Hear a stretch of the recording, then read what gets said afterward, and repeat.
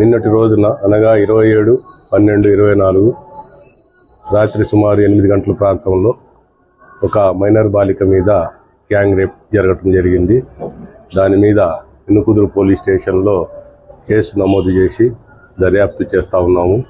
కానీ కొన్ని మీడియాల్లో కొన్ని ఛానల్స్లో ఆ పాప యొక్క కాళ్ళు చేతులు బంధించి రేప్ చేశారని, అలాగే రేప్ చేసిన వాళ్ళు గంజాయి బ్యాచ్ అని రావటం జరిగింది.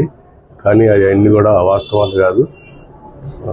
రేపు జరిగిన మాట మాత్రం వాస్తవం. గ్యాంగ్ రేపు జరిగింది కాబట్టి త్వరలోనే ముద్దాయిలను పట్టుకొని చట్టపరంగా వాళ్ళకి శిక్షలు పడేటట్టు చేస్తాము. కాళ్ళు చేతులు కాదని మీడియాలో వస్తుందన్నారు. పాపను ఎలా తీసుకెళ్లారని పాప ఏమైనా చెప్తుందని? పాప కొద్దిగా షాక్ లో ఉందండి. మా ఉమ్మన్ ఎస్ఐ గారు కూడా విచారిస్తా ఉన్నారు. షాక్ లో ఉన్నది. మళ్ళీ డీటెయిల్ గా విచారిస్తాం. అమ్మాయిని సుమారు 4 ఉండొచ్చని అనుకుంటున్నామండి. 4 మెంబర్స్. అదుపులో ఎంతమంది తీసుకున్నారు? ప్రస్తుతానికి ఒక 2 అదుపులో తీసుకున్నామండి.